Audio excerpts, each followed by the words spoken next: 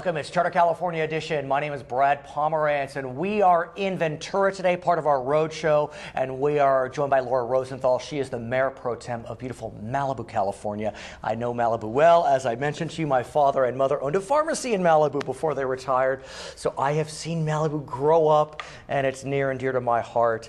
It's near and dear to many, and many have large plots of land, and they use lots of water. Yes, they do. Talk to us about that. As you know, we're in a drought, and it's hitting Malibu hard.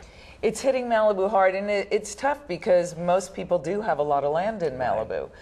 Most of it's zoned either 1 acre or even 5 acres, and that. So Malibu in the last year hasn't done a good job conserving. And in the years before that, we did a very good job. We reduced around 20 or 25% with, you know, the low flow toilets and the shower heads and all of those kinds of things. But now we've been told we have to reduce 36%. Yeah. Well, our water district has. We don't own our water district. It's actually... Is it private? It's Water District 29, and actually it is owned by the County of Los Angeles. And the 5 supervisors are the board of directors. So let's talk about, there's so many layers to what you're describing. So the 36% target, that is the highest target set by the State Water Board. And I know it must be incredibly painful because, like you said, Malibu had engaged in certain activities before 2013 to decrease its water use, but the Water Board's looking at 2013 levels. And so Malibu, Beverly Hills, these well-heeled communities are being asked to cut a huge amount when one could argue they had already cut.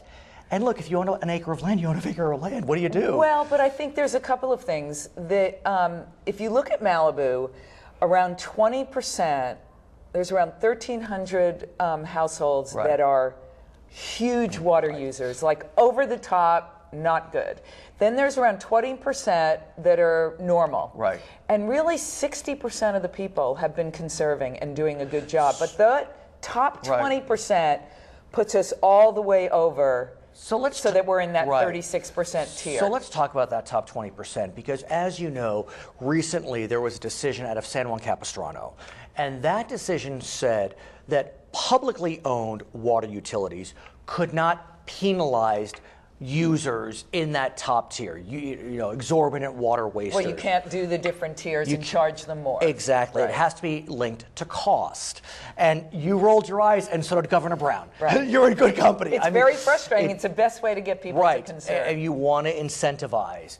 Private water utilities can, but that's why I asked you, who owns your water utility? So you cannot do that. You cannot change the formula unless Prop 218 is reversed or voted on and voted out. So where do you go with these top 20% users? Well, there's, you know, we as a city can't do much because we're not the retailers or the wholesalers. But there are other things that the city can do additionally. So that I had actually brought to the city a couple of weeks ago to start doing a few other things. I think everyone's got to be creative now. So we're looking at kind of piggybacking on what the state's doing and other regulators are doing, not allowing watering more than 2 days a week. You can't, you know, wash cars unless it's being recycled, all of those kinds of things. One of the things we're also doing is for new construction or major remodels, no new grass. You're building a house, you can't put in grass. Let me ask you about the efforts you're taking, because in the end, you can tell someone you cannot water more than 2 days a week, but there's enforcement. Now, the governor is allowing for very serious fines to be imposed, but does the Malibu, I mean, you don't have your own police department. You know, who's your water police? Are you asking the local sheriff? Well, no, actually, we have code enforcement like every city does. But we're actually a small city. We're only 13,000 people. But you're so long. We're very long, and we have 15 million visitors. So we don't have a huge budget the way Santa Monica would, that has all these hotels and all this kind of stuff. So we're really trying to do more with less. So we're doing a few different things. You know, you can impose fines, but we're really trying to incentivize people first and trying to help them out. And let me ask you about the incentives, because as I'm sure you know, MWD, Metropolitan Water District, in conjunction with local water purveyors, are offering tremendous rebates. Sometimes they're as high as close to $4 a square foot if you're going to take out your regular grass for turf, artificial turf. are people jumping on board in Malibu? Actually, yes. I did it around 4 years ago with a big plot of my grass, and now I want to do it with another area, and I've been waiting over 3 weeks to see if I get approved. Let me ask you. So there's a backlog now. I want to ask you, how is it? I mean, now I'm asking you personally, because I've thought about it for my family, but I feel like the turf's hot. It gets hot. No, oh, you mean artificial? No, I didn't put did in you do artificial. Natives? I did natives and I did mulch, and so it's different. Tell me about natives, because I think for so many of us we have this vision of Palm Springs and all these cacti. They can be quite beautiful, as I understand it. I have daylilies, which don't, you can water once a week or once every 10 days. It's a little easier on the coast because it doesn't get quite as hot the way it does inland and Woodland Hills and some of those areas. Lavenders, there's all of these sages that are beautiful, and they attract hummingbirds and butterflies, and they don't take a lot of water. And succulents are gorgeous too, and they all flower. As I mentioned to you, Malibu is near and dear to my heart, and for many years I can remember Malibu suffering wildfires. Yeah. I grew up in Calabasas, and Malibu was right there, and I mean, even Cross Creek, where my parents owned a pharmacy, was hit. And so we know that wildfires have taken off recently. Malibu hasn't been struck recently, but I mean... 2007. And that's a concern. One of the things I was looking at was banning new pools. Because? Because of the water. But then I decided, we actually in Malibu used pools for fire suppression. Right. And so we actually have something on the books since 1991 that council put on when there was a drought that said you can't fill a pool.